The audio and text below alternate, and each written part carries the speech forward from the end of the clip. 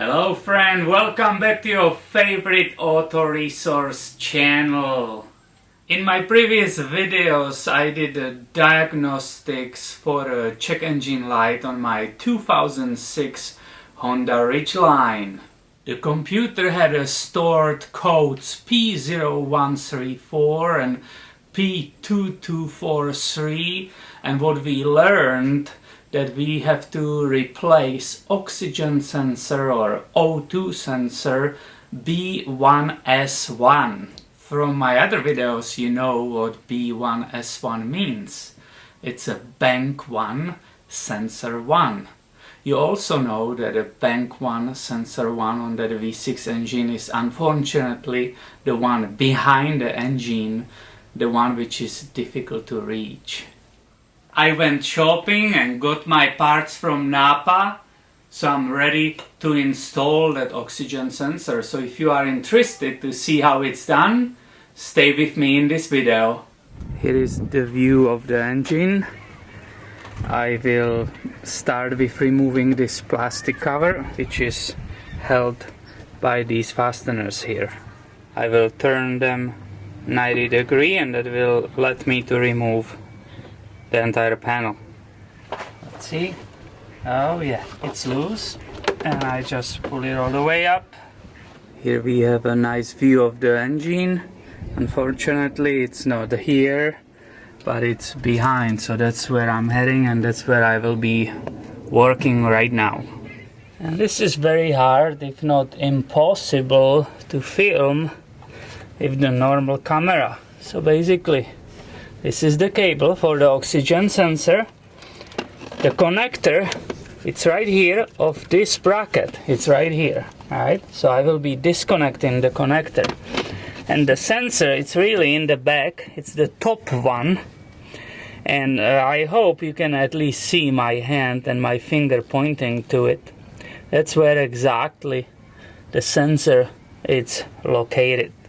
Now I was able to reach that connector for the oxygen sensor, but I was pushing all over it and I couldn't undo it. So I will go get a new part out and I will see what's exactly the system of that connector, how it holds together.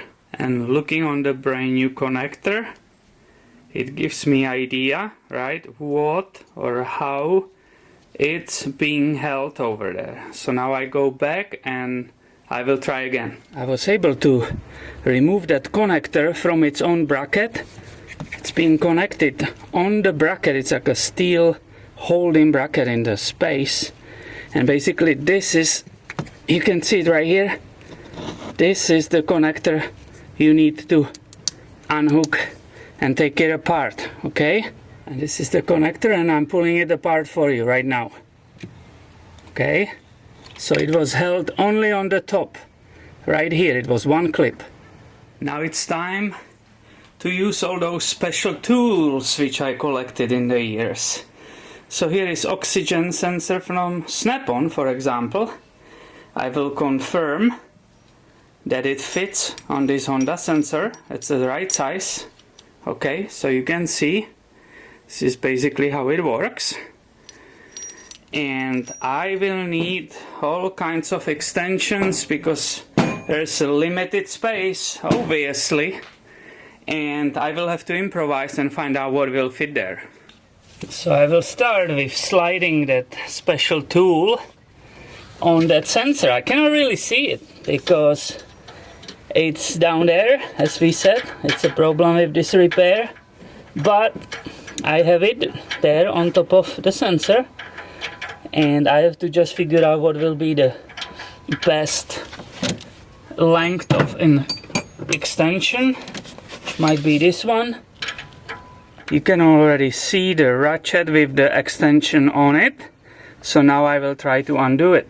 Alright. Oh, that was very easy. It wasn't over tight. This is fantastic. This is great news.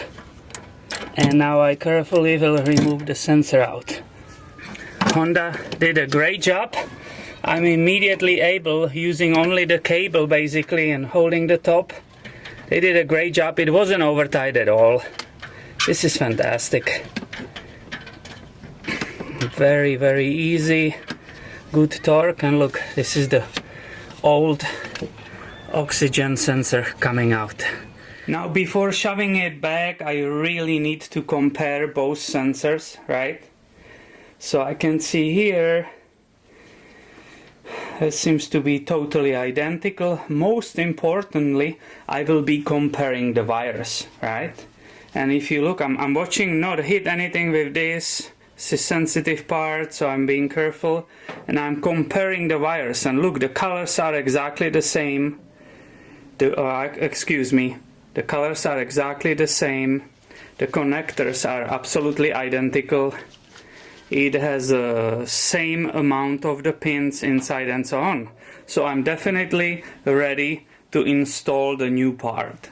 Now I already mentioned I don't want to hit anything or basically be touching anything with that tip. That's a sensitive part.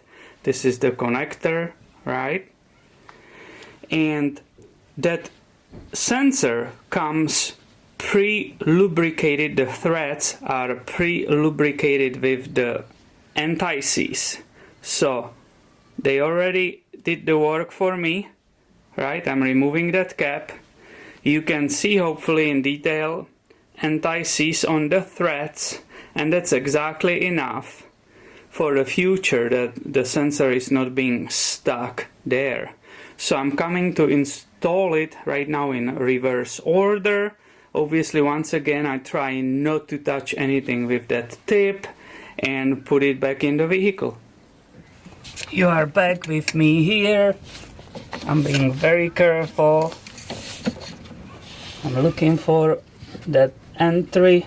Oh yeah, I can feel it with my glove. So carefully, I bring the sensor down there and very gently, without hitting anything, I will start screwing the new sensor in its location. Catch the thread, see, and I just turn it around until it will be tight. Now I will bring down my special tool with that extension, right? This is it, perfectly sits there. I will put my ratchet on top of it. There's not much space, but it's not so bad. It could be worse. And now I'm going to tighten the sensor. I will make it nice and snug. You can see down there that connector. Obviously, I will use my both hands. Right, this is the matching part. I'm holding camera, but with both hands I will put it together and wait for that click. Oh yeah, you heard it. I will not forget to put that entire connector in that special bracket, the steel bracket where it was, right? And I'm done back in there. I will check that I didn't forget any tools here. And before I will put that plastic back on, I will just go and vacuum a little bit this dust which is sitting on top of the engine. The cover is back, everything is clean, and obviously since I'm underneath the hood, I will add the windshield wiper. I will check all the fluids, coolant, power steering, engine oil, and the brake fluid. And now I can go and use my scanner and erase the codes and get rid of the check engine light. Or I can just simply drive. The computer will find out there's no problem and the check engine light will go away by itself. As you can see, some repairs might sound scary or very intimidating, but we saw together that this repair is pretty easy and can be done in a reasonable amount of time. I will estimate that everybody should be done with repair in less than 1 hour. And that's it for today. Thank you for watching. Don't forget to subscribe, because I have tons of other videos about the cars on this Auto Resource channel. I will see you in next video.